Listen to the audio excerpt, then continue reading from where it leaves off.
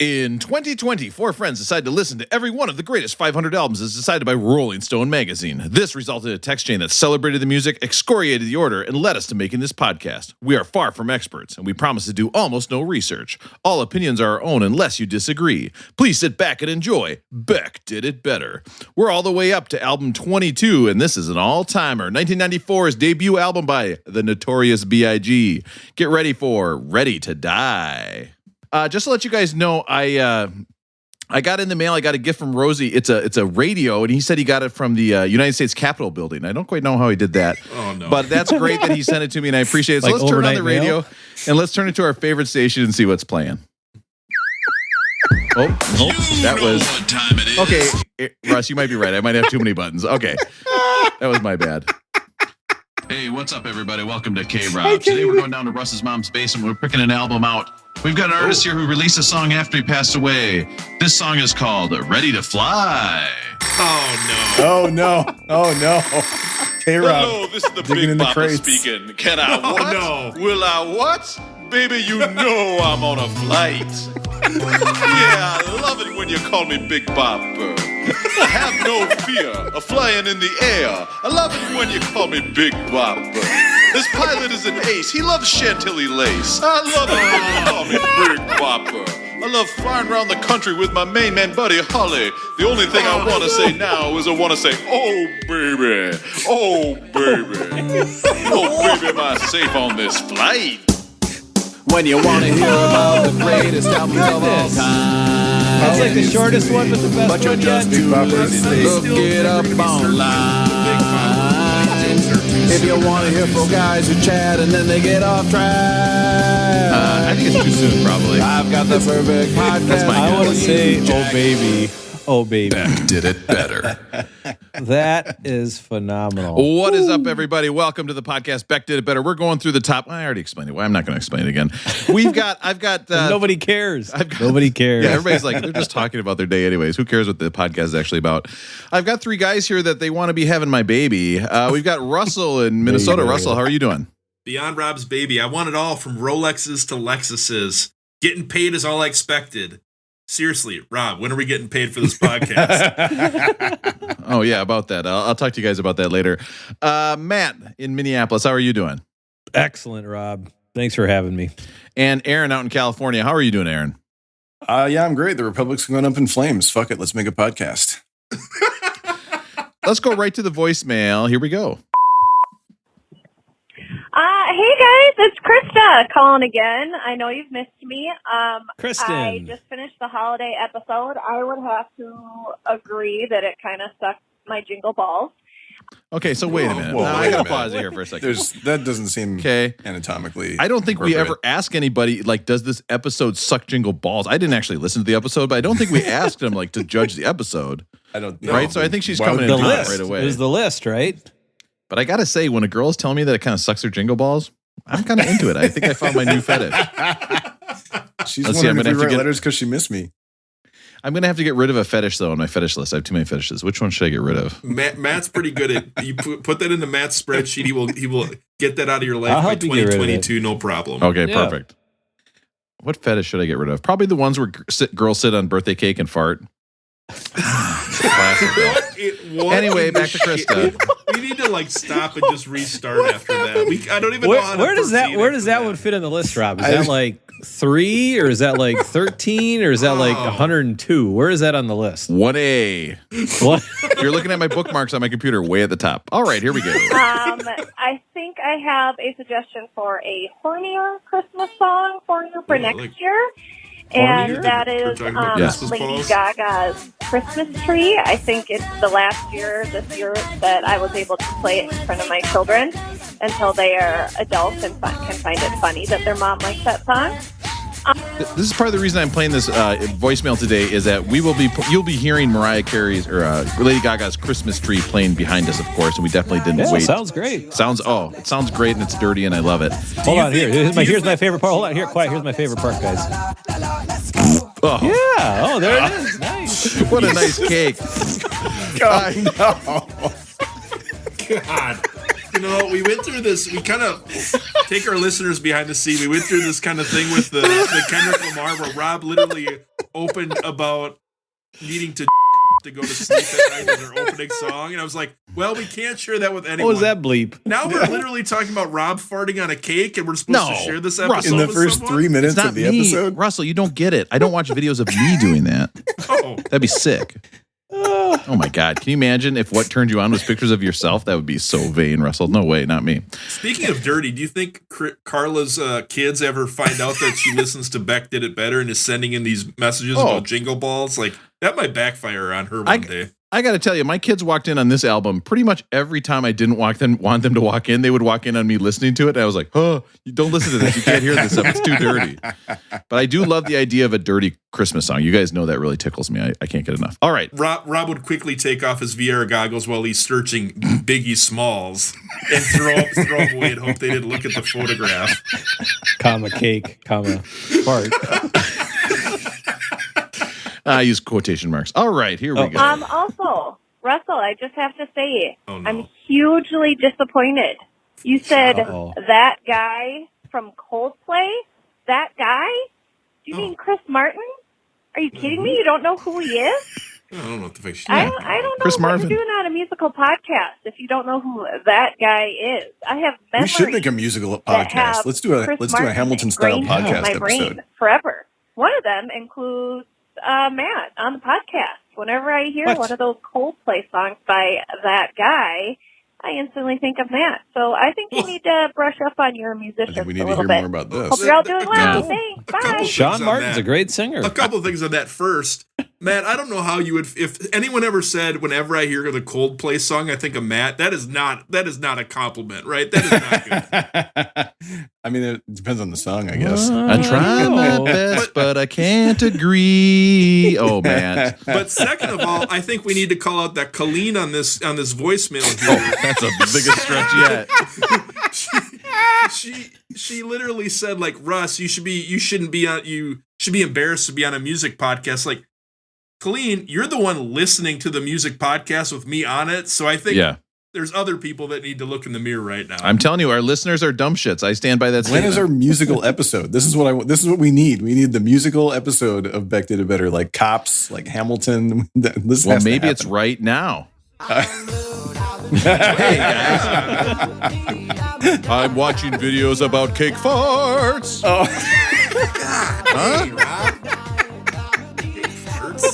I didn't even know that was a thing. I didn't either. I'm so sad. I don't know how to feel about that criticism. She's ripping me for not knowing Chris Martin. Like, should I know that? Is this the reason why my Bumble affairs in the world are failing? Because I don't know the lead singer from Coldplay. Well, do you put that into your profile? I wouldn't put that into your profile. Don't put what you don't know. I mean, if you I generally, don't know Chris Martin. I don't know cake farts. Listen, you got to get out there and tell them what you do know, Russell. well, there goes my 2 opening lines for the last few months that I've been using. So no wonder I haven't got a lot of responses. Seriously, I should Definitely do that. because you didn't know Chris Martin. Nothing to do with the cake farts. On some of the apps, they have little things where you can click on kind of the things you're into. Like you're into sports, you're into books, you're into music or whatever. And I feel like I've made a mistake by clicking on the cake farts. The cake farts. I don't like it one. when you say it, Russell. It's dirty when you say it. Yeah, I don't think Got a little anyone bit of like likes it, anger Rob. in there. Okay, how Cake about instead farts. of Chris Martin, cake fartin'? Is that something? Can we do that? Is that our musical? Man, we've really screwed the pooch on this one already. I don't even know. Oh, well, what to that's think. just gross. All right. So I think that was it for the voicemail. I wasn't really paying attention, but thanks for calling. Let's get in. Always good to hear from Kirsten. Let's get into everybody's least favorite segment. Everybody loves when we talk about the music. Everybody loves even more when we rate the music. Let's start getting into everybody's least favorite segment where we just talk about what's going on. I believe it's called Rolling. It's time to see what everybody's up to. It's time for Roll It Going. Oh yeah.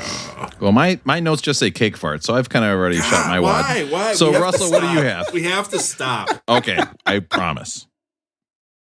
All right.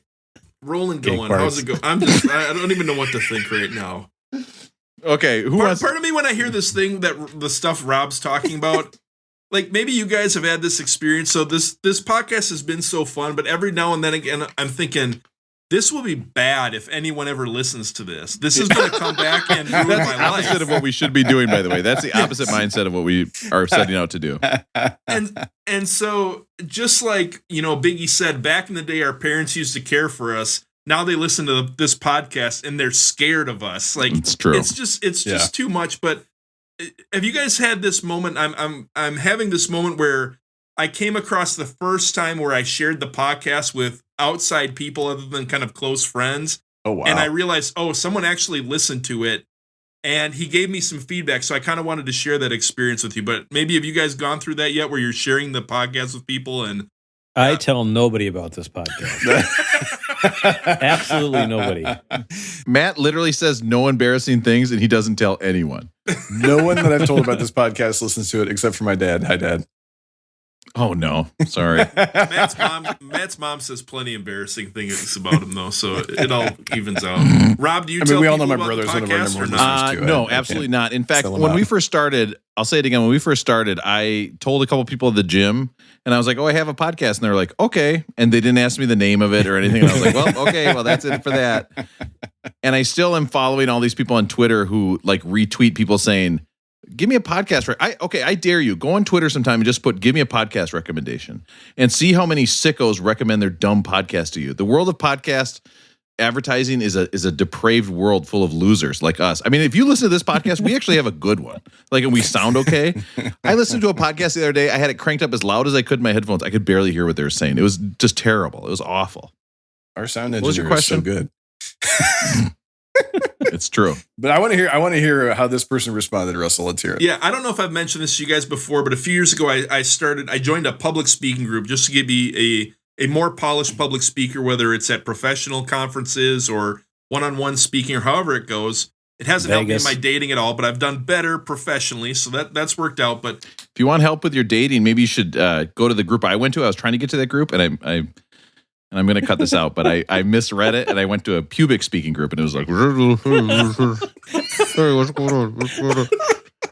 all right, this is where we clap to highlight we can never share this with anyone. Let's all clap. That was on three. hilarious. 1, 2, That's got to 3. stay in. Oh, shucks. I'm a little late. You're going to have to leave it in. So this is just highlighting my whole point. So I go to this public speaking group and people give prepared speeches. You get off the cuff speeches. And probably 3-4 months back when we started this, I kind of told these people in this public speaking group, it's like 10 people, that, hey, I started this podcast with my friends. It was kind of just something to do. I can't. Okay, he I'm says done. public. He said it like 3 times since you said that. I can't stop laughing. You just hear pubic every time he says public. So in my public speaking group, I brought this up to people, and I figured, maybe they will download just to be nice, but they'll never listen. I'll never hear anything about it again. And so then at a recent meeting, one of the members of my group, his name is John. We can bleep it out if he doesn't even want his first name being said on it, and I wouldn't blame him. Doesn't want to be associated with this podcast. He's the one. But he actually did a 5 to 7 minute speech giving a review of our Kendrick Lamar episode.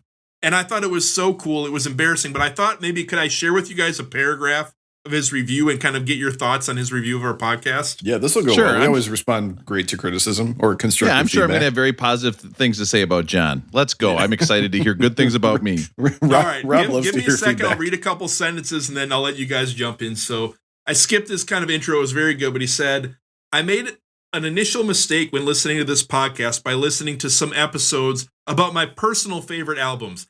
I can't warn people enough. If you start listening to this podcast, please start with an album that you don't have a strong feeling about. To say that Russell, Matt, Rob, and the other guy both have strong and infuriating opinions about albums and songs is an understatement.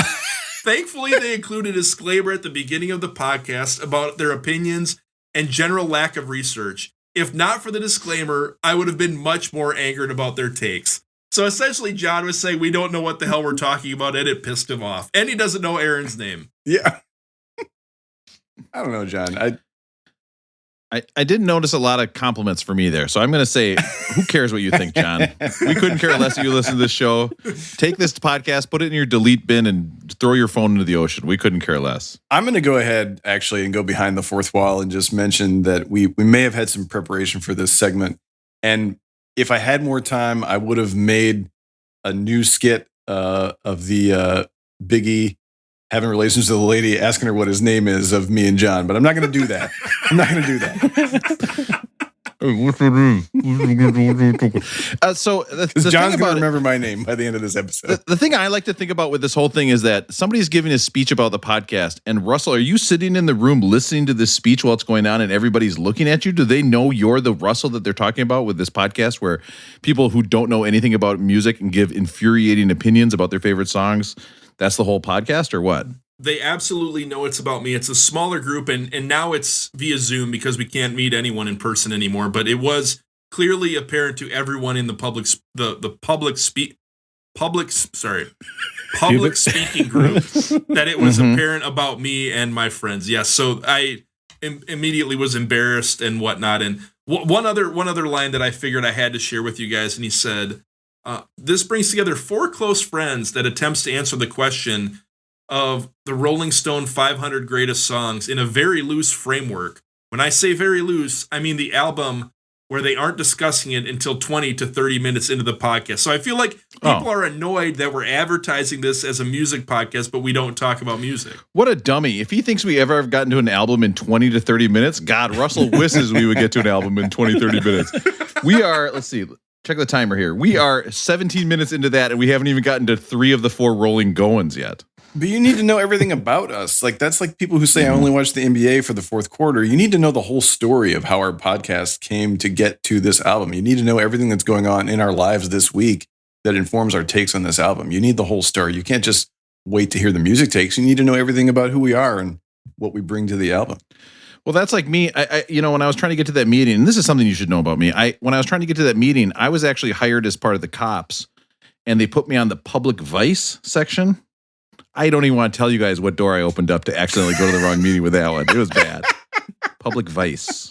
So I'm going to share one more part of his speech. So the funny thing is, after he gave the speech, I asked, would you come on to our podcast and give the speech? And he was like, no, absolutely not. He's like, I don't want any part of this. He said, maybe if you guys ever cover an album that I like, I would come on for a little bit, but absolutely not. I'm not doing that. He finishes with part way into the speech. He says, the side talk is truly the highlight of the podcast, which is generally interrupted by Rob's shock jock hijinks and soundboard. I do actually find Rob to be funny, but I'm just looking for Russ to pass along the message that he can be grating, because it seems like someone who will be deeply bothered by this statement. So he thinks you're going to be bothered that we're accusing you of interrupting with your shock jock hijinks, Rob. Well, I do appreciate that he thinks I'm grading. I always thought I was just gooding, but apparently I'm even better. Now I'm grading. I think that's great. And you know what? For all those sound drops interrupting everything. And now an apology from Beck did it better. I'd like to take this chance to apologize. This is what he needed, John. Here you go, to John. absolutely nobody. Beck Does It Better podcast. That's what the fuck he wants. Oh, yeah. Rob's right. I appreciate your feedback in the public speaking group. No, don't quit, please. And Aaron appreciates your feedback. Matt, rolling going. What's rolling going with you? I'm trying to think here. I had one topic, but what is the worst kind of discussion to have with like any sort of group? I've got a couple off the top of my head, and I know you guys can think of a few more. Hopefully it's not a rolling going discussion. Yeah. No, but like people who are passionate about their music but won't like listen to anything else. Like if somebody says like Dolly Parton's the best country singer of all time, and you say, it's okay, and they come back at you like, no, but she's great because of this. Wait, I'd like to know who that person is. I'm thinking of. I think she's a great humanitarian. I don't know if I'd call her the seems greatest. very specific. I would be if I was Colleen. I would probably be mad that Aaron talk to her about this. Aaron's talking under me again. I'm thinking of like NASCAR fans who want to call it a sport. Man, you can't argue with it if it's not a sport. I tried for a summer to watch NASCAR. I was on a siding crew for houses, and so every Monday, every guy on the crew was talking about the race. Right? Yeah, listen up, Houston. So I tried to watch NASCAR. I gave it a real chance, but I just couldn't get into it. We got a problem. He couldn't get into it. I'm not. Houston. It's not. I'm not disparaging it. It wasn't for me. How about like wrestling fans who, you tell it's fake, it's choreographed. No, man, they really get injured, man. And they get really pissed off about it. That's true. Like, they do really get injured. They're athletes. They really get injured. It's choreographed. I agree. But like the people who just like are diehard, it's That's one group. Is there any other groups that it's like I can't bring it up? I don't. And politics aside, let's not even bring politics into it. But like, is there any other groups that you guys can think of off the top of your head that are like? I think my all-time favorite conversations to get in is when I go out to dinner with my wife and some of her friends from work, and then they talk about work the whole time. That has to be my favorite conversation ever. And they're sitting there talking about people that I've never met, I've never heard of, and they're really having a good time. And I'm like, this is agony to me. It's terrible.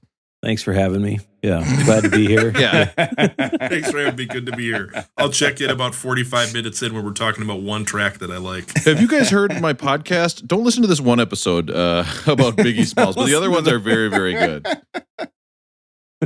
Aaron, what do you think? No. What group of people do you despise? Is that what you're asking, Matt? I don't despise the group. I despise the conversation. Oh, okay. The conversation comes up. Rob, you really put me in the spot. When do I mean, the only humans I talk to are you guys, but things that Packer fans are pretty bad. Yeah. I lived with a Packer fan. I mean, this is a niche comment, but Packer fans are unique in that they don't watch, this is a generalization.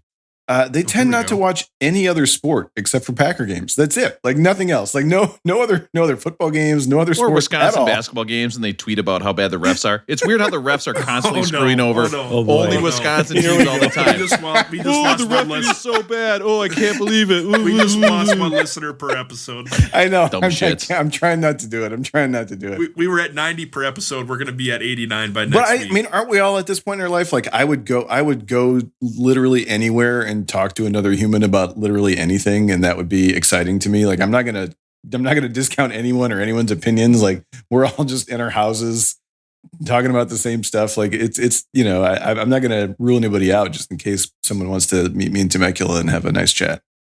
That's your second meet me in Temecula within a month, Aaron. This is like a new. You're calling people out, or what's going on? You guys know the story about meet me in Temecula, right? What is that code for? Yeah. What's the meet me in Temecula story? It's like hey, you want to come out and fight me, right? Yeah, it was like two people on the internet arguing about Kobe Bryant, about whether or not he was good or not, and the one guy was like, "Oh yeah, fine, meet me in Temecula," and I think they actually did. I think one guy drove to Temecula, California from I don't even know how far. Aaron would jump over the fence of his backyard and be in that garage so fast if anyone tried to meet him in Temecula. Yeah, it's true. That's another one. The Kobe MJ debate. Those things. Who's better? Or Kobe, LeBron, MJ. That's another just like pointless conversation. Why even get into it? Why even? I can't imagine talking with that. He loves all these conversations. Rolling going, Aaron. How's it rolling going with you? It's been an up and down week. Not because I bought a pogo stick, but because did you go bungee jumping? Man, I would love to go bungee jumping. That's a great idea. Can you do that right now? Are there bungee companies in operation? I go buy a cord and hook it up to something. But yeah, the news of the world again has been kind of depressing. But big news in our household.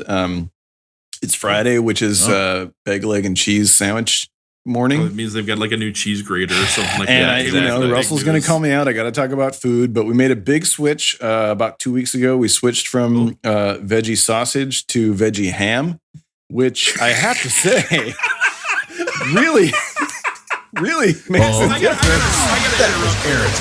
Hold on. What the hell is he talking about? Oh, yeah. I've never been so clear-minded when I hit that button in my life. I gotta say something right now. That was quick. Every time before this podcast for like an hour, I'm like racking my brain trying to think of something interesting that will start a conversation to bring up, and it has never once dawned on me to just talk about like, hey, I purchased this type of food at the grocery store today. But Aaron somehow finds a way to make it super interesting. Yeah. So I give you kudos, Aaron. Thank you, Russell. I appreciate that. So the thing is, we'd been using the Morningstar veggie sausage, which I really love. And Morningstar, if you're listening, your products are very hard to find right now in Oakland. So we had to switch from the veggie sausage, which is smaller than a bagel in diameter. And so we moved to the veggie ham, which is a tofurkey product, and is actually much.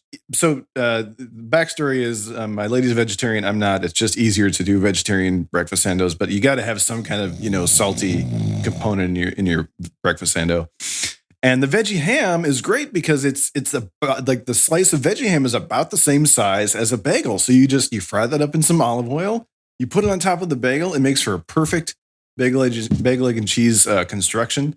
So I think I'm not going to go back, even if Morningstar products do become available. Does it leave any gelatinous goo in the pan for you to swipe delicious up with a regular wheat gluten-full bun when your wife's not around? Or that's not? True. It does not leave any goo in the pan. So it's not quite the same as an egg slut, which Russell and I have enjoyed together. It's a story for another time. Aaron, we're not allowed to talk about that on the podcast. Like, that is definitely not. We got to not talk about that on the podcast. That sounds really good to me. So that was some news this week. But I do also have to give a shout because for this is a I heard your joke. shits look like little pellets. Is that true? I don't think we should discuss that. Well, this is going to so be you're the denying episode it. that never You're sees the denying light of it? day. All right. So that's this is off not my a list of geriatric things. podcast. We're not going to do that.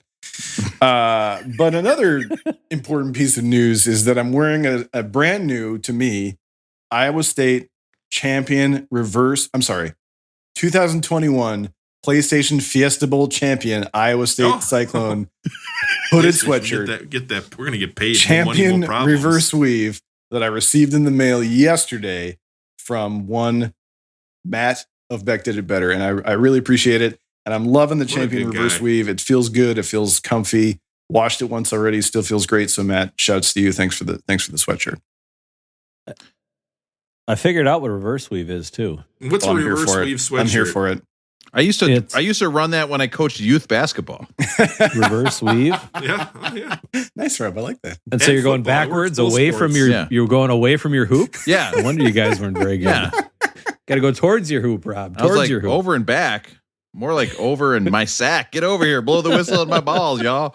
I would have coached one game. So my the balls. reverse What does that even weave. mean? What the hell? Apparently, back in the day, everything was made vertical, up and down. Oh my That's God. how they wove everything. And so there was a lot of shrinkage that happened when they would wash your athletic gear, right? And so the shrinkage was turning into a big problem. Mm-hmm. I hear you. It's never been a problem here. Never been a problem here. And so they decided to start making the grains go horizontal. So you weren't shrinking up and you weren't shrinking around. It was just kind of, it was more shrinking around the sides. That has been a problem. Yeah. So you shrink around the sides, and then they've got those side side panels. They've got the side panels. Rosie, can you feel that on your sides there? I feel it. It is feels supposed good. to hold the shrinkage he's in place. touching it a lot. I don't like this at all. It feels real good. I love these side panels.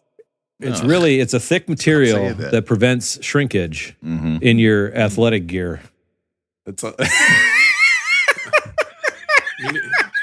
I mean, you know, when hold it in, Rob. You almost made it. I'm not going to. The only place to go on a date these days, because all the restaurants in Minnesota are closed, or like on an outdoor walk when it's 18 degrees out, you really have got to keep moving fast and not have shrinkage within your athletic You gear. need a champion reverse weave.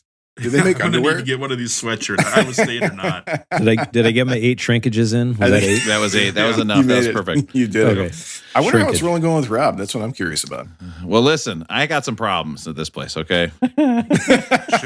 Number one, our microwave broke for one day. I was in hell. I don't know how anybody does it. It was the worst experience of my life.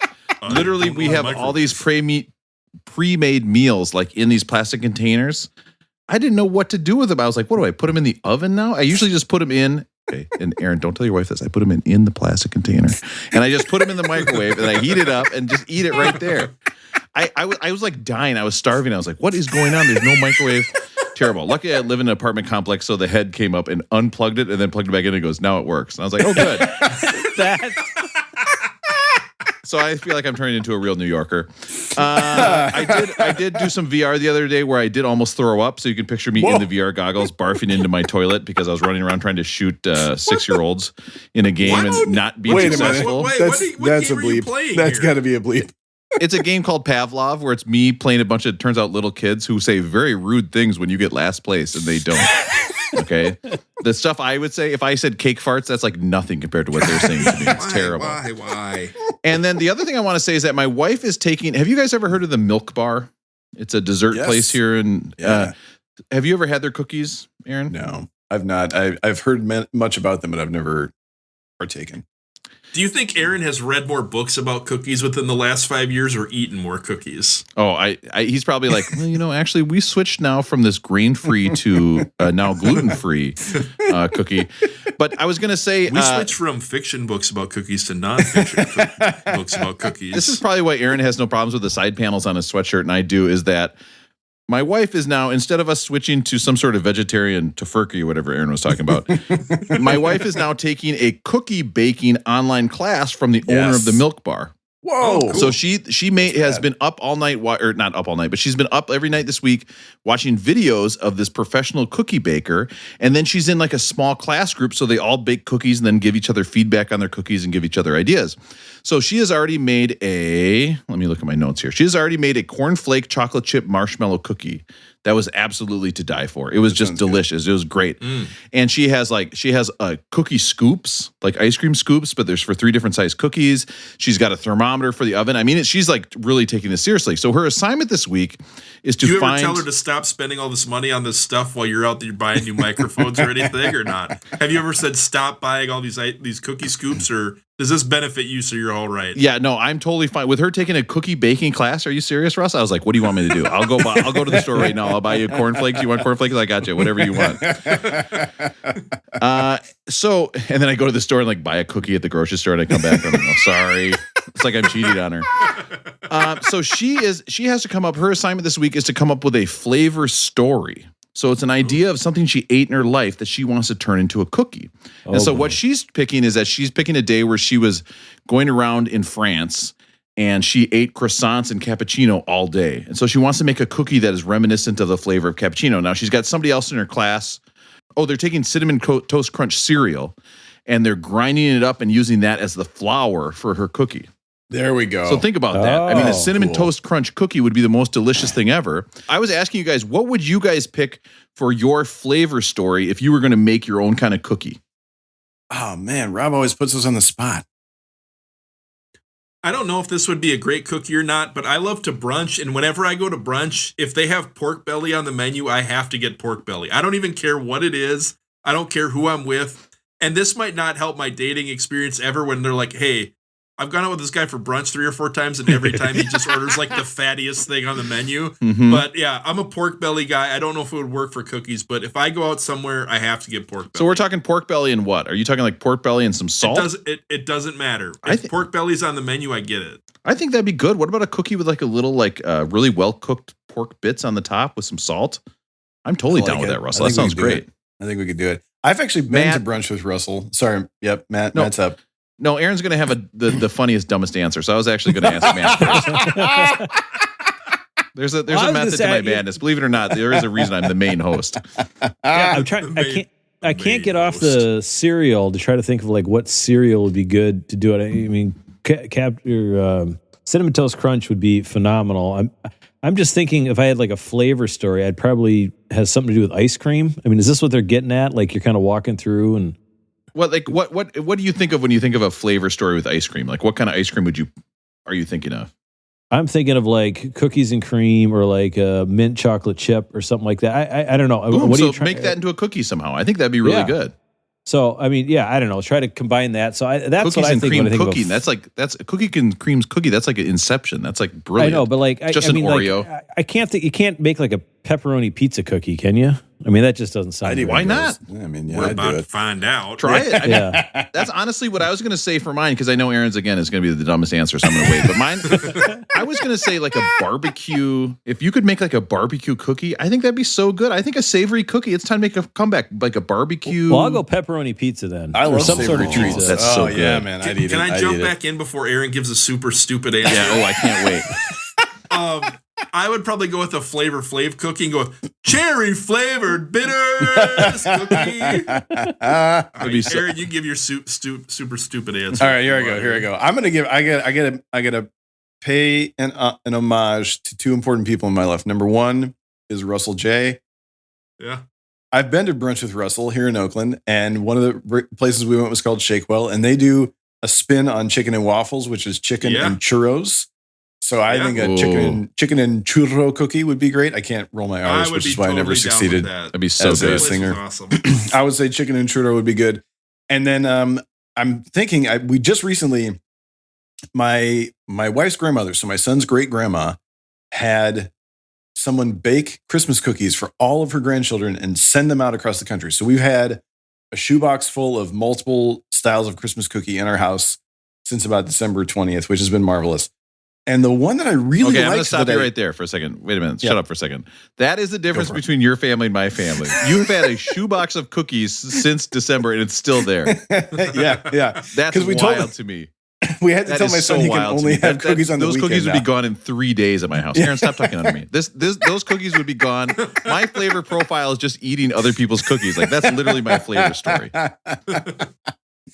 So the one that I've really enjoyed that I didn't know I liked so much is the lemon cookie. I've loved this lemon cookie. And it dawned on me as we were talking that my mom, when I was a kid, my mom was a huge Diet Mountain Dew drinker. I don't know if she still is.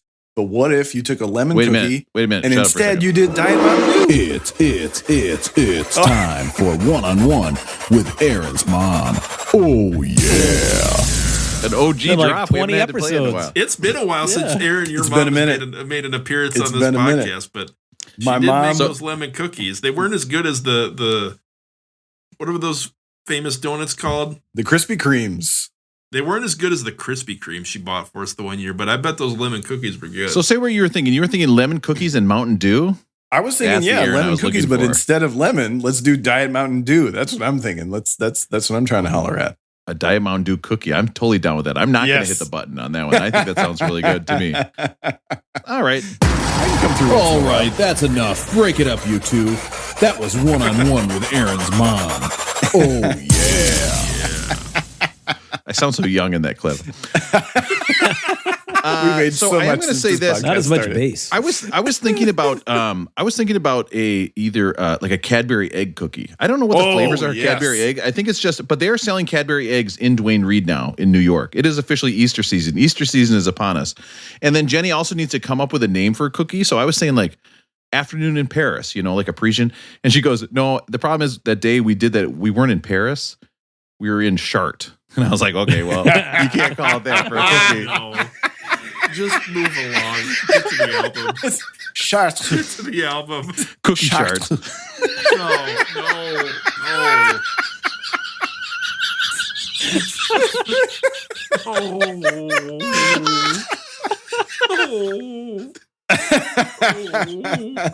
I've made it this far and I haven't had to quit my public speaking class. But after this, I don't see how I can really return to it. Oh, excuse me for all my shock jock tactics that make people laugh. Okay, so now we'll get into the part that everyone continuously tells me they want to be shorter, and that's actual facts about the album. Okay, we are talking about the 1994. I've forgotten almost what we're talking about.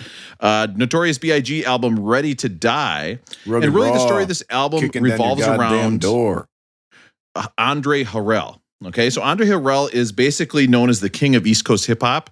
He was the vice president and GM of Def Jam before leaving to make Uptown Records. He formed Uptown Records, and he brought along with him an intern by the name of P. Diddy. Now, at this place, Uptown Records, they had Heavy D and the Boys, they had Mary J. Blige, and eventually P. Diddy got so big and kind of full of himself that he fired him. And he said, "I'm firing you for your own good because you got to go out and make it on your own. You're going to be big." So Biggie took, and they had actually recorded part of this album with Uptown. And then he took Biggie. So P. Diddy left and formed Bad Boys Record, took Notorious B.I.G. with him, finished the album. In the meantime, Notorious B.I.G. had gone back down to North Carolina to sell drugs for a little bit, came back up and finished the album. And that's why on this album you actually hear, say that again? They were getting 20 for a brick down there, right? Isn't that what he says in the song? I didn't actually listen to the album. I don't have time. I'm making too many cookies. But I think that whole thing is this whole setup of like when this album came out, Biggie was 21 years old, right? I mean, think about that. Yeah. This album comes out, he's 21 years old. This album at the time wasn't that big. It only got 1 Grammy nomination for Big Papa, but lost 2. Does anybody want to guess what it would have lost to in 94? Is it Coolio? Yeah. A Coolio song? Gangster's Paradise, which is not a superior song in any form, but the video, I think, is what carried it. I remember that video being huge and just playing on rotation all the time. Biggie, of course, was killed when he was 24 in 97. I didn't realize that his span of being an artist was that short. And when he died, that song "I'll Be Missing You" with Mary J. Blige and P. Diddy came out, and it was debuted at number 1. It was the first rap song ever to debut at number 1. Wow! So, just a couple observations about this album. Number 1, Notorious B.I.G. I don't even think he's that big. Like, I watched some of the old videos of him. He's not that. Like, I look at him now. No. Come on. If you look at the later albums, big. he's pretty damn big. He's huge. I did look it up. When he passed, he was 380 pounds. And he wears 13s. Know what I mean? But if you look at these videos, he's not that big. Like, I remember him being big. Maybe I'm thinking of the later videos. Okay, so I'm wrong there. Number 2, I was blown away by how good of a storyteller. I'm going to edit that out. Any part where I'm wrong, edit it out. I'm going to add another cake fart joke this is one. So I was blown away by how good of a storyteller he was on this album. Like, a lot of these songs, the message was in there, but a lot of these songs were like a story of him growing up or a story of him doing some activity. And I just loved it. I thought it was really interesting the way he talked, like where he's talking to himself during a song. Like, it's such a creative way to think about doing a rap song. And then finally, this album is probably our first true gangster rap album that we've done. Mm-hmm. But I don't think, and he definitely is glorifying it. Like, it definitely, you can hear that. But on subsequent listens, I really noticed how much he talked about how not great it was, right? Like, he uses this word stress more times than I think any other artist we've listened to about how stressed he was and how he's trying to get better. And then, of course, the last song, he's talking about how terrible he feels about everything he's done. Thoughts? Vivid storytelling. And this is the most anatomically detailed of any album that we've heard yet. I mean, hit you with the dick, make the kidneys shift. Next batter here to shatter your bladder. Rip through the ligaments. Like, he is really into body parts in a way that no other music I've ever heard. He's so vivid with his storytelling that it just he must have took Bonehead Bio at St. Olaf in the moment. Those words. They must have taught that in 122 and not 121. Now, today's lesson will be hitting that until the kidneys shift and got the gat to your liver. Like he's a savage doing your brain cells much damage, Matt. No, I was going to say, I think you bring up a good point, Rob, with the whole stress thing. I think the NWAs... do I? Maybe somebody should give a speech about what a good point I brought up and not just shock jock things. Thank you. Don't worry, I take criticism very well. Not a big deal to me. I'm sorry. Is that what you want me to say? I'm sorry. Go ahead. I'm sorry I interrupted you. Matt gets mad. No, I don't get mad. I'm just waiting. There's always one more joke, right, Rob? You've always got one more joke. You just got to jump in and rip it away from him. I can't think of any more jokes. Go ahead. No, I was going to say, you think of kind of where the gangster rap, kind of the progression of it, right? And I think NWA really just hammered home like the guns and killing and running the streets, and then you've got a little bit of Run DMC that's getting a little bit more into the kind of the feelings of it. Chuck D, I think, was kind of the pioneer of getting a little bit more granular and kind of digging down a level or two, and it's really carried into this album as well. I mean, you hear about him. I mean, he's got strong feelings about just the way he grew up, right? And teachers not respecting him and people not respecting him. And he just wants to do he just wants to make some money and make it out of the streets, right? And make a name for himself. And he's talking about how hard it is and how, he's forced to kind of do the things that has to do. And I think there's a lot of people that feel that way. And I think he's the one who kind of first brought it out to the forefront to where like the MTV world really took notice of what's actually going on. And so, yeah, I think you make a great point there, Rob. I just wanted to give you kudos for, stepping out of the shock jock role and actually having a poignant thought. Rob's right. Thank you, Emerson, for getting on the Zoom and saying that. I appreciate it. So I was looking up while you were talking. I wasn't listening. I was looking up NWA when they were active. It was 87 to 91. I didn't realize they were that early. Yeah, they were early. Wow. I mean, he was definitely influenced by NWA and California, which we'll talk about a little bit. Yeah, let's get into it. So this is really, I think this is probably, I was looking up, Vulture had a list of the greatest rap that exemplified New York rap, and Juicy on this list came in at number 2 overall. So the first song we have on here is named Intro. Wow, what a great song. Clever. Start. It's like, we've talked about, the dude's got amazing vocabulary, and he's just busting it out right here at the beginning. And I will say, I have picked the clean version for this. It's like the 2005 remaster. It sounds weird when it's clean. I'll just put it that way. I listened to the intro once. I skipped it every other time after this. As soon as I heard this baby cry, I was like, okay, goodbye. I don't need to listen to it anymore. Yeah, if you've heard that in your real life, you don't need to hear it. I like Go ahead, Rob. Sorry, I interrupted. Oh, no, but basically it goes through his life from being born to his parents fighting, committing crimes, and then being in jail, and then being let out of jail and saying, I want to do big things. Go ahead, Aaron. I just like the musical kind of biography where it goes from Curtis Mayfield up through the early rap albums. It's clear throughout this whole record that Biggie listened to a lot of music, and so it's cool to hear that right from the start. Was this Curtis Mayfield pre-heart transplant or post? That's Curtis Blow. Oh man, I totally missed. Sometimes you got to throw that fishing line out there and you dangle that lure right in front of Aaron, and he's going to bite on that shit. I should have sent this to you guys. I saw a video of Curtis Blow dancing when he got out of the hospital. He's doing great. So update: Curtis Blow got his heart transplant and he's fine. That's good because we got 100 emails asking, what's Curtis Blow up to? This is my number one source for Curtis Blow news. Some things done never change on this podcast. All right. So we have, just like when I go to the store and I pay too much for chopped cheese, things done changed. Get change back. Okay. I've never. I want to try a chopped cheese so bad. I've never had one. I mean, listen to this voice, right? He's talking on this one about how the streets have changed and they've gone from beating people up to shooting people. But guess what? He's down with it. Still seeing the bodies with the chalk around it.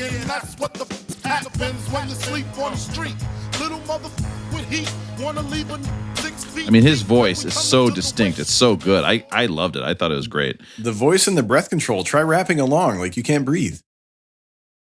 Oh, God, I would never even think about trying to rap along. If you listen to my Big Bopper intro again, you notice I did not try to do any sort of rhythmic rapping whatsoever. All right, next up, we've got when Matt wants to make a cereal, it's give me the loops, but how about give me the loot? Well, I think, all of these kind of build off of each other. But again, this one's just straight talking about, he's talking about right there when he's got a motherfucker's deep dirt nap. I think the line that gets it for me is it says that, so for bread and butter, I leave homeboys in the gutter. We'll say it, and then this comes in and just give me the loot part of it. And there's just nothing to me that gets your head banging a little bit faster than a nice, strong refrain like this. And I mean, you remember this song because of this one line, give me the loot. And I don't know, since 1994, I remembered the song the first time I heard it. Stick up. I'm going to think about this every time I get Fruit Loops going from now on. Give me the loop. Give me the loop. My kid turned to me the other day and she goes, do you know these are all the same flavor? And I was like, oh, you're so my kid. I love you so much. Good for her for trying it. Goes for Skittles, too. It out. You know that all Skittles are the same flavor? No way. Is she in there with like pretzels as a palate cleanser in between? Like she's tasting one Fruit Loop at a time? Like yeah. The blue doesn't taste like blue. Now I'm starting to wonder like if every cookie is the same flavor too. Like no matter what you guys say they are. Ooh, a Fruit Loops and Skittle cookie. Would a Skittle cookie go? I think it would go. We all just had the most thought we've had ever on the podcast. We all stared at each other. We're like, that's a great question, Rob. Do all Starbursts taste the same, or are those different? Definitely. No, those are pink different. Ones are different. Russell, don't be silly. Those are all different. Come on. I don't know. I didn't know Skittles. Did you? I mean, yes. No, actually, I don't know. I keep thinking of sour Skittles, but that's a whole different bag. Not only does Aaron not eat Skittles, he's not even allowed to talk about them. Yeah. I was trying to remember last time I ate a Skittle. I prefer chocolate to fruit. His wife just opened the garage door and looked out and went, give him the big head shake.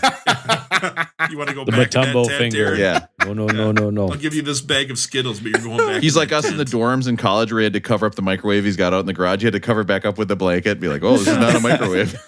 That's not a fridge with beer in there. You can't go in my closet. You can't go in the closet. It's the rule. You can't go in the closet. It's like my rule with the internet bookmarks. You can't go in there. It's Daddy's place. Don't do it. I'm going to delete it now. I shouldn't have said Daddy. That makes it sound like it's my kid. So whatever you're going to say here is deleted. All right. Next up, we've got Machine Gun Funk. Couple thoughts on this song. This, to me, is the song. So we all, at least as far as I remember, growing up, learned about the East Coast, West Coast beef. And this is the song to me that shows Biggie's West Coast influence. So it's not clear exactly when he came to California, but he definitely was in California before he recorded this album.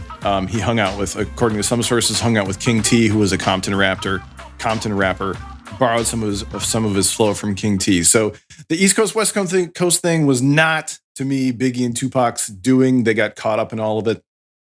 But I also I'm also thinking with this tune, with all of the sample clearance issues, so funk is not primarily the domain of the West Coast, because funk sort of originated in Georgia first, and then Ohio was really kind of like funk central for the 70s. But they had to take the funk. Wait a minute. Is that why that band was the Ohio? What were they? The Ohio? Who did Roller Coaster of Love? The Ohio Players. They were from Ohio. Junie Morrison, who was the that's playing in the background right now, by the way. Music leader for Parliament was from Ohio. Ooh, I like this. This is awesome. They had to take the funk out of Machine Gun Funk. Aaron, read the sign. The sign says shut up, by the way, if you haven't listened to Central Time Zone Funk. I would recognize Central Time Zone Funk any day. Yeah. Wait, is Ohio Central Time? It's definitely Central Time. Detroit Central Time. Mostly Central, right? Yeah. But I did ask Rob to see if he could add back in the funk. So I sent Rob a sample, which is, according to Apple, it's a Parliament sample. But yes, it's a Parliament affiliate group. But it turns out this is the horniest sample on the album. And it had to be removed due to fair use infringement. Russell, I probably didn't say that right. This is the horniest sample on the whole album. Aaron, can we never talk about fair use infringement on this podcast again, please? We can't ever bring that up again. I'll tell you what, that's where I won all those goldfish by throwing the ping pong balls in the cup. That was fair use, you know what I mean? But this sample has subsequently been removed, so Apple Music will tell you this is a Parliament sample, which, yes, it's a Parliament-affiliated group, but it is Fred Wesley and the Horny Horns from the album A Blow for Me, A Toot to You. And this has been removed, so the funk is taken out of Machine Gun Funk, and I just wanted to make sure that we mentioned that while we talked about this album. Somehow this album was even more horny than the one we listened to. We didn't even know. I'm never going to take the horny horns out of anything. The horny horns are staying in. Aaron, can you explain real quick what the sample issue is with this album overall? Yeah, so I think that this album, I think Puffy was playing fast and loose with samples, and so on this particular track, they sampled this tune by Fred Wesley and the Horny Horns, and I think it was owned by Bridgeport Music was the label, and they sued in the 2000s to say, you never cleared this sample with us, you didn't pay for it. And I choose this track because I own a CD that includes the sample that the streaming platforms do not have? To answer my question like Rob, yes, I did. Because now when you hear the song on a streaming platform, you don't hear the voices over the chorus. It's around the 1 minute mark of the track because they had to remove it. And there are a couple of places on the album where they had to remove samples that had been there because they didn't clear or pay for them at the outset. You can find a lot of those original tracks still on YouTube in different places. Yeah, they're out there, right? They didn't. I have another song by the Horny Horns Players. Let's listen to these Horny Horns. I want to hear it. Oh yeah, that is erotic. Ooh, that's horny. I love it. All right, Aaron's giving me a big thumbs up. I will say, Aaron sent me a lot of horny notes for this podcast this week. I usually don't bring my arrangement of horny horns on first dates. I leave it to like the second or third. But like women show up, I pick them up, and there's just this cavalcade of horny horns in the back seat next to Push Push by Saxophone Colossus thrown out the window. Yeah. I'm now a Fred Wesley and the Horny Horns. That's what I'm down with. All right, warning. So this song always stuck with me because this all came out like 94. There was Goodfellas that came out. I was like 13, 14. So that's when I kind of got into the Godfather kind of a thing. Yeah. And this So thinking of listening to like Biggie and watching The Godfather and being like this whole like gangster thing, right? This whole song's about this guy. It's 546. Who the hell's calling me? It says Barber calling him to say, hey, I heard they're going to come shoot you. You know, my barber never calls me. There's They a hit never out call on him, me. right? Those And so guys like never it's this call me. whole world, like me sitting in Minnesota suburbs, like what the hell's going on? Like this is great. This is just like the movies kind of a thing, right? And so it was all that first line of that song. Play it one more time for me, Rob. I think we all walked around saying this forever because just the lyrics, like Rosie said, he's a great storyteller, right? And to be able to kind of frame up time, place, and what's going on, it's amazing, it's pure poetry. And this song, for what it is, that's kind of just my sample of what made him great. I think this album in suburban America caused pager sales to skyrocket. I can picture Matt with a little pager being like, dang, who's paging me 5:30 in the morning? I was going to ask you guys, I was thinking about this when I heard all the afternoon. references to pagers. Like, pagers had such a short window of time where they were the in thing, right? It's probably from like 93 to 97 and then they're gone. Right. I think so. Yes. It's funny because my mom was a physician, and so she always had a pager my whole life. So this idea that pagers were only with drug dealers, I was like, my mom sold a little hash at best. Like, I wouldn't say she was a dealer. But I Your was mom thinking could get about into this, that good stuff. and I was thinking, there's no way Rob had a pager like in his carpenter jeans in the hammer loop or whatever. I thought there was very high unlikelihood that Aaron had one. I did not have one, but I was at like a 45% chance that, Matt, you had a pager. Come back on, in high say school. yes. Come on, No, Matt. Show never us the had pager. one. No, Oh, never had the one. A pager. lot of friends had them, and they're sending the codes back and forth. Yep. So a lot of friends. No, I never had one. My first job out of undergrad was at a group home, and the on-ground supervisor was called the OGS, and this was in 2002, right? How did they come up with that name? Yeah, right? So the OGS got I to actually wear had a to think pager. about it. I was like, what is he? What is that? And Yeah, that I was a never good one. made it to OGS, but I always wanted to just so I could wear the pager because I had a friend who would say, hey, you guys have a problem, just hit me on the hip. And I always wanted to say, hit Oh me my on the hip. God, And I that is so never, good. never got the chance. We should get pagers for the podcast, like 20 minutes before the podcast starts. Right? We get a page from Rob saying, here's the Zoom code, dial in. Yes. That's such a good idea. I also want to point out on that song, that was the one where Biggie was able to modulate his voice and make it sound like he's talking to somebody when he's just talking to himself.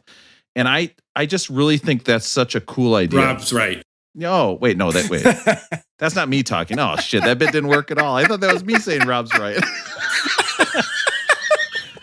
Rob's right. Thank you. I appreciate it. Okay, so that didn't work out.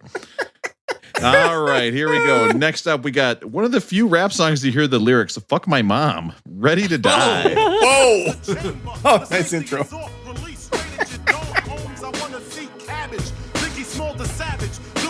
I think the interesting thing about the song is he's talking about like, hey, when you're on the streets, you're dealing drugs, you're trying to make it, you're trying to make whatever money you can. You're really saying you're ready to die, right? Yeah. And I didn't really get the whole meaning of the album, but when I thought about it, listening to the song, it's like, man, we just grew up in a different atmosphere, and it's something I just don't relate to. But I thought it was really, really interesting. But when I listened to the song, I couldn't stop thinking about Tupac and Biggie dying early. And so I watched two documentaries, one by A&E called Biggie, The Life of the Notorious B.I.G., and another one called Murder Rap, about the murders of Tupac and Biggie.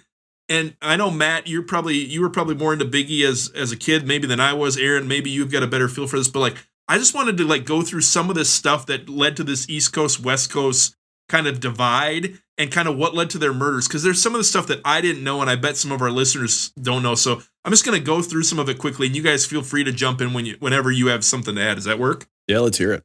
Yep. So from my understanding, Biggie, when he was coming up, he was actually friends with Tupac at some point, and Tupac was kind of a mentor to him. And then there's a point where Tupac was coming to record a song with Biggie and the Junior Mafia, and they're inviting him up to the studio, and he ends up getting robbed and shot right outside their studio, shot like 5 times. And so the very next day, he's going to prison for sexual assault. So he is in prison, and at this point, he believes that Biggie and these guys have kind of ambushed him, and they were behind the shooting of him. And so while he's in prison, things are not going well for him. So Suge Knight, I would say that's an understatement. While you're in prison, things are usually not like. well, I was going to say what the rumors of what happened to him, but I figured we didn't need to go down Yeah, that I think route. we know, right? If you're incapacitated and you're famous, right? But so Suge Knight comes in and with Death Row Records, and he bails out Tupac. He pays for his bail to get him out, in exchange for Tupac doing 3 records. Did you guys know that? Yeah, I have read that in Ben not. Westhoff's book about the West Coast rap. Yeah, Suge was an instigator in all this, and it is really sad. It's hard to listen to this album and it's hard to listen to Tupac stuff too, because they both predicted their own demise. They didn't know how, but they were obsessed with their own demise. They knew it was coming early because of how they were living. It's like when I die of eating too many cookies. Everybody's gonna be like, I You know mentioned it. Suge Knight kind of being a key with this, but so then he comes up, and then they're at this thing called, these award ceremony, the Source Awards, and Suge Knight comes up and essentially says, if any rappers don't want to deal with someone who's always any producer who's jumping into their songs and jumping into their albums, come work for us. He's essentially ripping Puff Daddy He's calling Puffy out, in New York, which is his city, and all the fans are just booing the shit out of him. Like anytime West Coast rappers come up, they're booing them. Snoop Dogg's yelling at the crowd. It's just crazy. Have you guys ever seen this before? Oh yeah, the 95 Source Awards. It's Snoop Dogg. Yeah, you ain't got no love for the West Coast. I mean, it's a pretty iconic speech that he gives.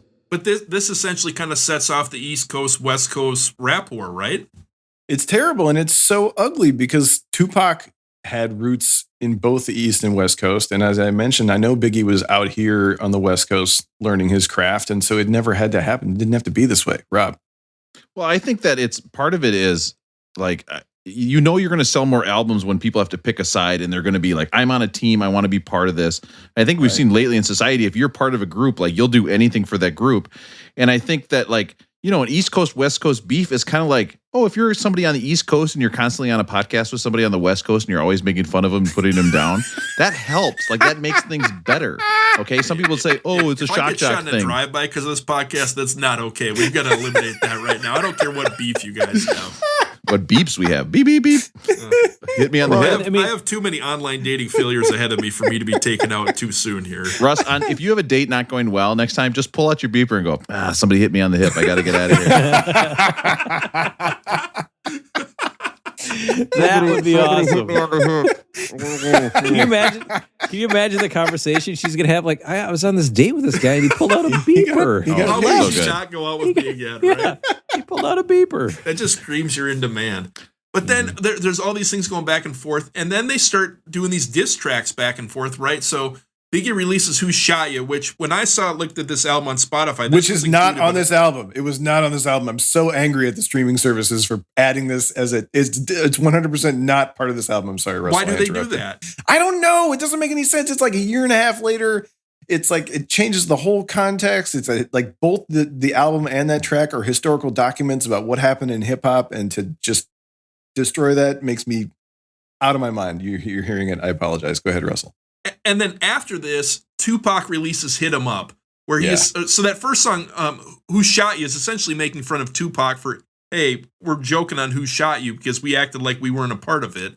And then Tupac releases Hit 'Em Up, where he's essentially rapping about screwing Biggie's wife at the time, Faith Evans, who had just sung a song with Tupac, and then essentially kind of says he's going to kill all the members of Bad Boy, right? Like, Tupac goes to the next level. He goes, he goes scorched earth, and like by all accounts, Tupac at that point in his life was, paranoid and.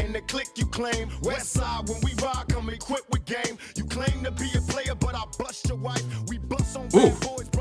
Yeah, I mean, you can talk over the music. It's possible. Yeah, I mean, Tupac was like, "Yeah, you want to have beef? Let me." Here we go. And so then there's all these things that go. There's all these things, and they're like, "Oh, do you want beef?" And Aaron was like, "Actually, I've replaced beef with a soy beef type thing that actually is the same size as the bagels I'm using." I eat beef, but it's just as offensive as what I'm singing about right now. I also fucked your wife, but it was meat free. Yeah, well, the methane from the cows, we were cutting down on that, but all the water it takes to actually make these soy products, so it's, what is really, what's really the best? Legitimate debate, Matt. We should talk about this. Yeah, I don't know really what the answer is. Right. Guys, I've got this stuff I'm making called Soylent Green. I think you'll love it. It's for the people, by the people. Made of people.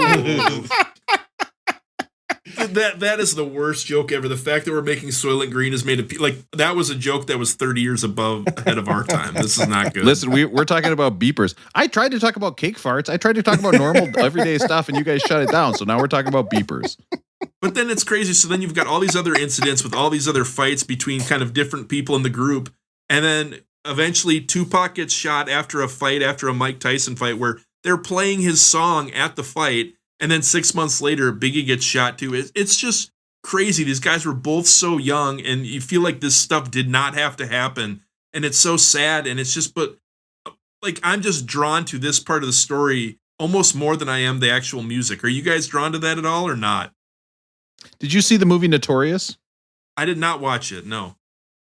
Neither did I. I just was going to make conversation, but I can't. Somebody hit me on the hip. I got to go, guys. See ya. I had a lot of friends in high school, and they listened to a lot of Tupac growing up. And, we were in high school and all of this went down, right? And so, the conspiracy theories that Tupac's still living in the Bahamas somewhere and stuff like that, everybody had all of this, forever. I think for me, it's kind of been ground into the ground a little bit there's talked about too much a little bit. And again, to your point, it's just all senseless. And, there's some gang affiliation stuff that comes into it as well that, I think you get caught up in, particularly if you're an entertainer. I mean, it still happens today with these online rappers, stuff like that. They get caught up in it, and you're kind of forced into a lifestyle just because you're a rapper thing. It's a whole, to your main point, Russell. It's just kind of sad that it all happened because some people who are very talented are not here anymore, and for stupid reasons. Yeah, same. I love this album. I used to bump it. I still have it on CD. I used to bump it in my old Chevy S10, and I know it so well. But it's been hard for me to listen to lately, because I can't listen to it without thinking about what happened to these guys. And when you hear Biggie rap so vividly about guns, he knows the ins and outs of every bullet and weapon and the lifestyle that he was living, and they knew they were headed for disaster and couldn't get out of it. I don't think I'm going to go back and revisit this one a lot after this week, even though I've been into it this week, because it's hard to listen. I think part of it too is that at the time of this release, all of us are 40 years old, right? And this album is just right in the heart of no, we're not. Oh, release. Excuse me, sir. I know what I'm talking about. I'm the main host. And so Matt's thinking about when Rob says release. It's way out of line. No, Matt don't do that. Matt is turning 40 and he's depressed about it. He's like, I'm not 40. And I was like, yeah, you are by the time you're hearing this on your iPhone. He doesn't listen to it though. But Matt might download. So I think part of the reason we're so intrigued by this is that this was a huge part of like I remember I listened to that Biggie "I'll Be Missing You" song a bazillion times on the radio. Yeah. I never listened to it by choice once, but I heard it on the radio 1 million times. Listen, when I want to go see a show for rap artists, I'll say, hey, one more chance. Yes. That was a stretch. Is there some voicemail on this? Yeah. Is this Russell's track? Voicemail? Is this Kirsten from Minneapolis? If my voicemail ever sounded like this, it would be the greatest moment of my life. There's a woman calling and saying, hey, Russ, why aren't you calling me? And then another one saying, hey, I saw you out at the mall with another girl. If I got any voicemail, let alone multiple, it would be the highlight of my world. Hey guys, it's Krista. So I don't believe generally in Russell, would you say you're a condom filler? Just yes or no. Just yes or no. It's a simple question. It's a true false. He always puts his face into his hands anytime I ask a simple question. Condom filler, by the way, not a good flavor story. No, skip that one for the flavor story. You bite into a cookie, there's a condom in there? Ugh. No thanks. Oh, no. Oh God! I don't generally believe what's worse than finding a cookie with a condom in it? Yeah, finding one with half a condom. Oh, geez. Hey, joke, I'm dad. My kids love that joke, by the way. The cookie condom joke. They think it's so funny. Rob's just got like a dozen edible condoms sitting out of the counter tomorrow. Like, hey, figure out our new candy or new cookie flavor. I actually had a joke prepared for this song. I'm going to go ahead and say it, and Rob can edit it out and go to the next song if he wants. But I don't believe in guilty pleasures. I once heard that you should take no pleasure in guilt. But I will say I do actually have 3 guilty pleasures in my life. One is college football. I still enjoy watching college football, and I feel guilty about it. So dirty. 2, that's sick. Global warming. Like when it's going to be 68 degrees here at the end of next week, I'm going to get out there in the sunshine and enjoy it, and I'm going to feel guilty about it. So that's why he's doing all the soy stuff. He's like, yeah, give me that water. Yeah.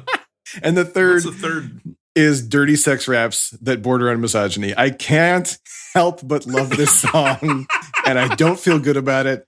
Earlier this week, my lady was like, it's fine if you want to play this album in the house. And then I do. And then this comes on and I'm like, I'm sorry. I'm so embarrassed. I got to turn this off. I'm rapping along with every word. And I feel so bad about myself, but I can't help it. I love this song so much. Aaron, I remember in college, we definitely spent a lot of time rapping to Ain't No Fun I know. in our college dorm with women around. And looking back on it now, that was probably not the best. Don't feel good about that one either. I agree. Well, that would explain why Aaron sent me an email saying he really wants to cover this song too. Oh, no. Now, this is a song called, how do I say this? Fuck Me. In the Lube. Oh, no, Interlude. Interlude, it says. In the Lube. So, Fuck Me in the Lube. Is that how I say it, Russell? How would you say it? I know they talk about Oreo cookies and fried chicken. So here's the thing. Is that I would say every single time this song... You can cut this part, whatever. You can cut this in the background, whatever. There you go. Actually, I guess what I did? Added it to my main soundboard too. Here we go. I can play it anytime I want. This is like the Stevie Wonder farts thing. This is coming back over and over. Listen, this is Aaron. He wanted to talk about this one, not me. I said skip it. Not. That's not true. So here's the thing: is that my kids walked in when that was on the Alexa. I would say at least 5 times, over and over, and I was like, "Oh my god, please stop playing it." All right, so let's go to the. That was the end of side 1. I suppose it's like Bruce Springsteen, where you start with something really happy and upbeat, and then you end with something really sad. I totally see where this comes from. And then we're playing this song again? Well, Aaron gave me a thumbs up. I don't know. Why is this always come back to me? All right, the what? I want the fortune like the wind. Woo. I squeeze gats till my clips is empty. Don't tempt me. How many times do you think he says gats on this album? It's a lot. All right, next up we have, just like the sweatpants I'm wearing, Juicy. Yes. What? Juicy Couture. I know every word to this song, and I'm not going to rap it because I got to do you guys a favor. I'm not going to do it. To all my peoples in the struggle, you know what I'm saying? All right, so this is the first single off this album. It's kind of an autobiographical song about him growing up. This was the number 2 on Vulture's list of the best New York rap songs. What's number 1? New York State of Mind? Mob Deep song, I think. Oh, yeah, okay, right. My question is this: why do all these songs hate teachers so much? We're doing the best we can. Shook One's Part 2 is the one you're thinking of. No, I'm not thinking about it anymore. Why can't we have some rap songs that talk about how great teachers are? You know what I mean? Rob, do you ever think about this when you're teaching a class? You look out and you're like, oh, I could see that student being a famous artist or a famous writer or a famous musician, and they're probably going to rip on me at some point or not. Oh my God, I would love. Can you imagine being the coach that named the kid Meatloaf? Like you're the reason he's named Meatloaf, like, or you're the gym coach that made the band Leonard Skinner. Like, I would love to be that teacher who's like, yeah, those kids were dicks, and that's why their band name is like that. Teacher Rob is a dick. Like I would love to have that band name named after me. All right, listen. Or if they just named it Thick Dick. And speaking of which, Dick, Mr. Urinal, everyday struggle. Get the pencils on the toilet. You guys know what I'm talking about. All right. One thing about this song, I got mad bills to pay tonight. That's why I'm drinking Tanqueray so I can reminisce. Yes. Are you really? I wish I wasn't living so devilish. So cheers to you guys. Cheers, Russell. Drinking the Tanqueray. This sounds like a West Coast song to me too. All right, here's another one. This one, Aaron got a tattoo after. It's Me and My Bitch. This on your left or right forearm? Yeah. Well, he got a new one on his right forearm that says, Jill Biden is not a doctor. And I was like, well, that's not even going to make sense in a couple of years. If you guys could see the misogynist tattoos all over Aaron's shoulder blades, it would be way more offensive Makes than, sense my at number 3. than my Sublime tattoo. I think she's a doctor. She's got a PhD, Aaron. I mean, Jeez, all right. Here we go. Just like me when I have too many balloons in my house and I got to get rid of them. I like it when you call me Big Papa. So this is the second single off this album. Dang, it's good. Got nominated for Grammy for Best Rap Performance. It's his first top 10 hit. This is that smoother style I'm talking about after he came back from North Carolina. This kind of feels more like West Coast rap, though, right? When I was reading about and listening to this sounds like it has more of that, what you might call a G-funk sound or a West Coast sound. Am I right? Yes, it's got the Isley Brothers. Yes, Russell knows. And so the one thing they're sampling is this Isley Brothers song throughout the whole song. But the thing that really jumped out to me is, did you guys kind of hear that high-pitched synthesizer? Yep. And that high-pitched synthesizer is usually something found in West Coast G-funk rap in the early 90s. That's why Kendrick put it on his record. Is this what it sounds like? That's pretty close. Yeah, That's G-funk. pretty close, Rob. But I read this was kind of the East Coast answer to all the Dr. Dre songs at the time. So what I wanted to give you guys is the best G-funk songs that feature the high-pitched portamento saw wave synthesizer melody that you just heard right there. Good God, Russell. Yeah, I just went from 6 to midnight. This is so exciting. Little movement. You got a little I don't like that. there? There's vertical shrinkage. Rob, this is where you play the Russ's list. You were hovering over it. You were right there. I can't find it. I have too many lists. It's time. 4, 3, 2, 1. For another Beck Did It Better countdown.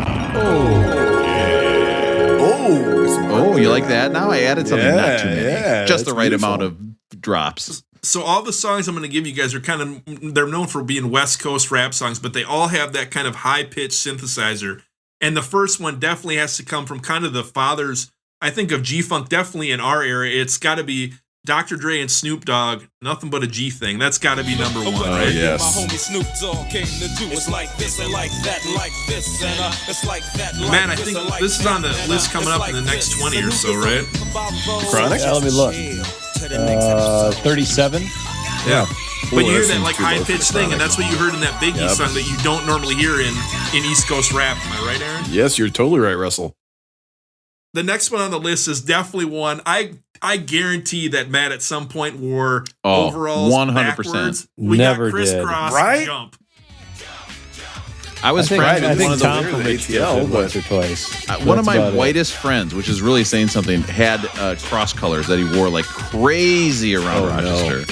And I was just like, and at the time we were like, oh, that's kind of cool. Like it's colorful. It's got Taz on it or whatever, you know. Do you guys hear can you hear the snake up top? Did you hear it there on that crisscross one though? Yep, heard it. Yeah, I mean the ATL next had up to. on the list is definitely, this has to be a favorite of guys our age, kind of mid-90s. Let's see if you remember this one. Rob, why don't you just play it? I won't even tell you guys what it is. I bet our listeners will know it without me even saying it. Oh, shit, Rob. I can't help it. All right, here we go. Oh man, Here, check out the high-pitched snake here, Rosie. it's so nice. It's so nice. I saw Warren G live. You did? Yeah, We've both at seen the him, Matt. Caboose in Minneapolis. Did he open and close Snoop with Dogg. this song? He opened for Snoop. So I saw Snoop live at the Caboose in Minneapolis, and we were like six rows deep from the stage. It was phenomenal. It was I saw great. Warren G at Yoshi's in Oakland. It's a jazz club. It was incredible. I was sitting. Yeah, it was incredible. It was awesome. Was he playing that tune with like a clarinet, or what was he doing? No, he had a DJ, so they didn't have DJ live in the back, instruments. yeah. They didn't have live instruments. Get a clavinet. I will say, Get a broken Warren one. G's album is to me the best G-Funk album for people our age because it's easier it was to the listen. G-Funk era. It was the G-Funk Funked out era. with a gangster twist. But it is less difficult to listen to with your kids around than Doggy Style or The Chronic. Like the Warren G album, like you can kind of put it on and it's not quite so like Doggy Style and The Chronic hit you with some stuff where you're like, I cannot play that in front of my children. But Warren G's album is like a little more, you can kind of get away with that in the house. I always thought he was saying it's the G-Funk ERA. I thought he was talking about pitching. And I was like, early Moneyball. He's talking about like Pedro Martinez or something. Yeah, back in the I was day. like, oh, okay. Makes sense. All right, so the last song, we have to talk Tupac while we're doing West Coast high-pitched synthesizer. This is Tupac, Only God Can Judge Me. You got to remember this one, right? Oh, listen to that high-pitched synth. There, it's right there. Yeah. And that's the funk, right? Yeah. Yes. What if Russ said no? That's the funk. That's the funk, right? No. Oh, I'm sorry. Is this Ohio? Matt, were Goodbye. you a West Coast rap guy or an East Coast rap guy when we were kids? I don't think. I was trying to think of this the other day. Like the people that I hung out with listened to a lot more rap than I did, but I think we were much more of like the Atlanta scene, much more Outkast. But Tupac was definitely from North Carolina. Those guys. Take your shirt off. I'm No, born and from raised Atlanta. up. Take your shirt. Oh. No, but we were much more. Carolina's not the same. There's much more Tupac played than anything from the.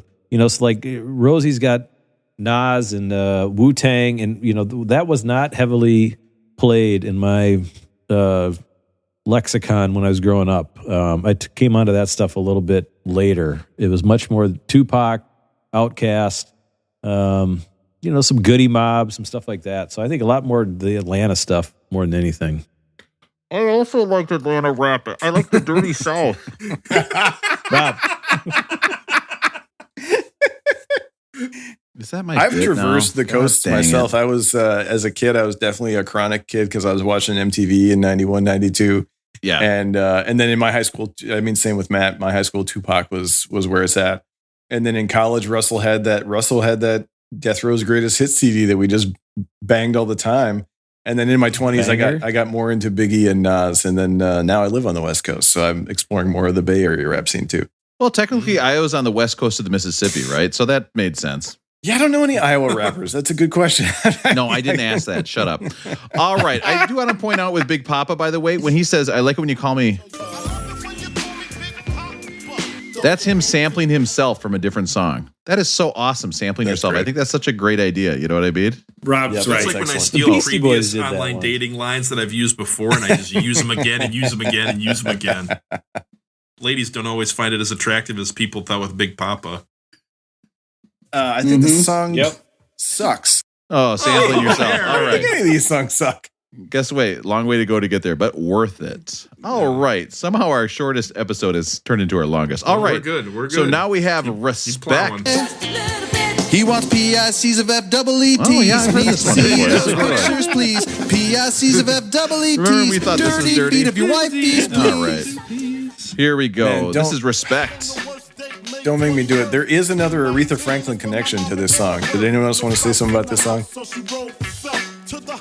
All I got about this song is that it's a sample of Casey and the Sunshine Band. That shows what kind of person I am. Fun tidbit, Diana King, who's the singer on this song, also recorded a cover of I Say a Little Prayer for You for the My Best Friend's Wedding soundtrack. That's all I got. I love that song, by the way. Say a Little Prayer for You is so good. It's great. It's crazy. Yeah, she's got kind of like a dancehall cover, Diana King, and she's the vocalist on here. So it's Biggie going back to his mom's Jamaican roots, which is also cool. Here's that Casey and the Sunshine Band song. So they slowed it down. Pretty funky. Nice. Oh yeah, this grooves. It's funky, and then you see these guys playing like in a video, and you're like, oh, this isn't as funky. Right. I mean, we could spend But you're- hours just talking about the samples on here. But this makes sense because Kansas City is by Ohio, right? So that's why Casey and the Sunshine Band was funk. All right, so KC, Kansas. Okay. And Aaron wanted me to pull this part of the song again, so I don't know. Oh, I think this is another her one. Oh, eating a cookie with a flavor profile. Damn it. Aaron likes the dirty sex stuff. He said that. This is the raps, the dirty sex you raps. admitted it. I didn't say that. Number 3. It was number 3 on his list, Rob. I remember. I saw that. He said it. Raps, Friend not of the mine. skits. This one's problematic. The one thing I liked about this song is they reference Gerbeau jeans. Did Yes, you guys have keep them Gerbeaus? in We already flavors talked like about- Timbos we already and talked about Gerbeaus. Pagers. How about Gerbeaus? I was I going had to some say, you Gerbeaus. guys were talking about me wearing jeans in like high school, middle school. It's very thoughtful that you don't realize I just wore sweatpants all the time because they were so much easier to put on. I figured you as more of a Zubas guy. I had a wide assortment of sweatpants. I never wore jeans until like way late in high school. I think like jeans and then the sweater vest phase. That was a very closely timed thing when I started dating. I was like, I got to stop wearing sweatpants. I think I've only seen you wear jeans a few times, and I feel like you're the type of guy who wears jeans with like bedazzled back pockets. Is that right? Well, I'm ready to rumble at any time. I'm UFC all the way. All right. Oh, I meant to say KFC. I'm sorry. All right. That's So, unbelievable. guys, it's unbelievable. Oh, I didn't put in the EMF song. That would have been a funny Jesus thing to Jones. hear. Put it in. Drop it in. I will. You're unbelievable. Oh. Dude. Like, I love this song because it's the beginning of every NBA All-Star game. You're unbelievable. Wait, what? You love the NBA All-Star Game that much? Rapper Yeah, the sleeping. NBA All-Star Game music, Big like Pump Creepin'. the Jam, Unbelievable. All those songs were the best. Couple things that I really love about Unbelievable. I love that it's the one track on this album where Biggie hooks up with DJ Premier, who's one of the great producers of all time. I think they also did 10 Crack Commandments together. Preem Lace is just an incredible beat. And I think Biggie kind of dials down the complexity of the rhymes in this one, but still just delivers all day with some great rhymes. You guys probably know this, but the singer, the sample on It's Unbelievable is actually R. Kelly, which is kind of interesting. My other absolute favorite thing about this track. I wouldn't say R. Kelly is interesting. That's sicko. not interesting at all. My other absolute favorite thing about this track is that the drums come from the Honey Drippers track, which is one of the great all-time great hip-hop break break The panty droppers? The family podcast. The track called What are you doing, Aaron? What did you call him? Impeach the President, which seems like a good idea to me. He just keeps talking. That Impeach the President song is a jam, though, by the way. There's a great YouTube video of every song that sampled Impeach the President, and one of them is by that Shaggy song. Presidents of the United States of America. Love me, love me, love me, sex machine. Machine. Guys, what if Shaggy, the artist, was on Scooby-Doo? I think it would go something like this. Hey, now everybody, we got to get to the mystery machine. Okay, the podcast is over, I guess. All right, so if anyone didn't have suicidal thoughts, they might have it after listening to the last hour and 20 minutes. I think this is really interesting. So this is a pretty depressing song, obviously, with the title of Suicidal Thoughts. But it basically is a conversation that starts with P. Diddy picking up the phone. And Biggie is talking about how guilty he feels about all the terrible things he's done. And this is what I'm talking about. I mean, this is to close the album of like this ultimate downer of like, yeah, I spent this whole album talking about robbing people and getting paper and stuff, but I feel terrible about it. I feel bad about stealing money from my mom's purse. We've talked about this before. Have you guys ever taken money from your mom's purse? Did you ever do that when you were younger? I did it once. No, not that I'm going to talk about. And that is that when I up north at my cabin, we had this general store that had these things that you could pet and they would move and they cost $2. Yeah, and I took like $40 and I was like, I could buy 20 of these, not knowing that they would $40 to buy. We already talked about how you don't need to take $40 to play with your own thing that's going to move when you touch it. You can just do that for free. Okay, I got a challenge for you. What episode did we talk about that on? It's probably one of those terrible Bob Dylan ones. Oh, yeah. Actually, still our most downloaded episode is Route 61, by the way. It's wild to me. It's our worst one by a mile. All right, so let's get into everyone's favorite section. Oh, guess what? I do some hosting, too. Shut up. I'll be giving speeches about how bad I am. Yeah, actually, the guy in my speech class did rip on your rating system. Okay, well, you know what I'm going to do this time is I'm going to explain it. Actually, I explain it before everybody goes, and Russ always makes me edit that part out the second and third time I explain it. So this time I'm really going to do a good job. You explained it numerous times, yes. Okay, well, guess what? Obviously, I have to explain it again if people don't understand it. It's time for everybody's favorite part of the show. The patented and very popular Beck Did It Better rating system. Oh yeah. I should slow that drop down. I don't think it's long enough. It needs to be way longer. All right, so today's rating system is this album rolling well toned? It is 22 on the list. Is that the perfect place for it? It should be at 22 all time. Did this album get rolling boned? Okay, now this means that the album is too high of a number. It should be a lower number, okay? So it should be lower on the list unless you're going like we are. Okay, and it should have been sooner. So this is rolling boned. The album should have gotten more respect than it did. Or is this album a rolling groan? You did not enjoy listening to this album. You don't think should be 22nd. It's not that influential. It's not that big of a deal. What do you think, Russ? Where do you rank this album? When I was watching some documentaries about Biggie and listening to him, rappers always refer to him as kind of one of the greatest rappers of all time, whether it's his lyrical skills. He has a very unique sound and a unique tone.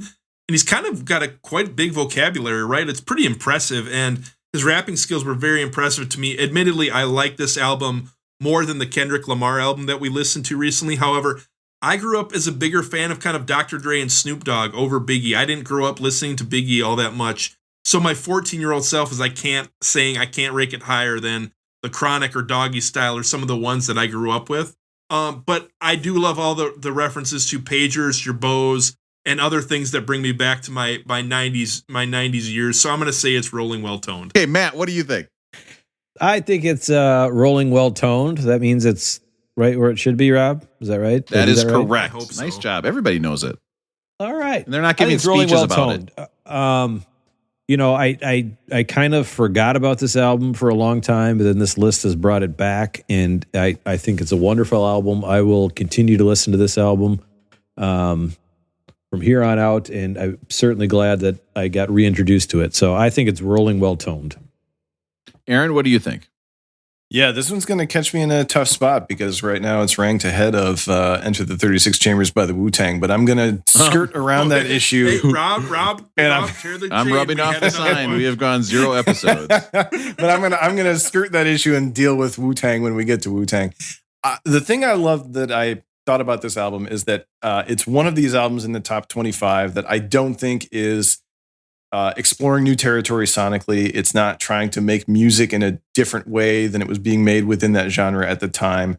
It is just an artist who is great at their craft, doing what they do best with a musical accompaniment that suits them perfectly.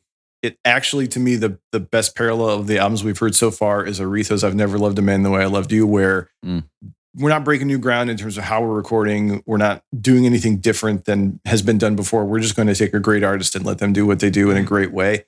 And Biggie is the best storyteller to me in hip hop. Russ, did you think that was a smart thing that Aaron just said? I thought that was really smart. Jeez, guys. He didn't talk about your bows or pagers, but it was pretty good. That was really good analysis. You guys are embarrassing me. This is terrible. I don't know how to deal with this. So I'm just going to say, I love this album. I will call it rolling well-toned. All right. I have to say, this is the first time I've ever listened to any Notorious B.I.G. whatsoever. I just got such a kick out of the album. I don't know what it was. Maybe it was the part of that it was so funny to me. Just the whole thing, like just disgusting and funny, and just I loved it. I thought it was great. But I am going to have to give it a rolling throne. I think this shows he's the king of New York. He's the king of East Coast rap. Maybe those idiots in Wisconsin who listen to us, maybe they're East Coast because they're east of the Mississippi. And when they're not on Twitter complaining about their dumb hick teams getting screwed by the refs, maybe they were listening to East Coast. It'd be interesting.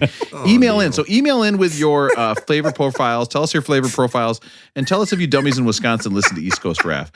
Now, I do say I am going to give it a rolling throne because I think he obviously is the king. But Aaron did want me to say that it was a rolling bone and then do this. And I was like, Aaron, Russ is going to get really mad if we keep playing this over and over. So thanks a lot, Aaron. It just means we can't tell anyone about the episode, Rob. Yeah. So you make your choices. You cookie and creams. And okay, never mind. Next up, I do like that they're listening to Jodeci on that track. They're listening to Scene in my Jodeci. It's too late. It's too late. That was Aaron. Just skip the final song and ended on that. Aaron Jodeci taking a week. Next up, album 23, we've got The Velvet Underground and Nico with the creatively titled album, The Velvet Underground. Talk about a little bit of whiplash here. We're going back and forth. Yes. That's been it for us here at Beck Did It Better. When you want to hear about the greatest albums of all time, but you're just too lazy to look it up online. If you want to hear four guys who chat and then they get off track, I've got the perfect podcast for you, Jack. Beck Did It Better. Did it better. Guys, I'm really proud of us. I thought for sure cake farts was going to be the running joke, but it wasn't. Good job. Do you think, you know how, Rosie, do you make your cakes with like applesauce? Do you take the flour out and do you go that deep? No, not at all. I'm not gluten free. Nobody in the house is gluten free. I mean, we eat sugar and all that stuff. Like, we're not that weird. You know, you can make cakes like you can make it without flour. I'm just wondering how the farts would sound in an apple sauce cake. Fuck my life. I didn't stop recording. I knew there was a reason. Oh, no. Matt was just saying, I don't want people to listen to this. Hey, John, from my pubic speaking class, this is just for you. Thank you for listening, dude. If you made it this far, you've earned it.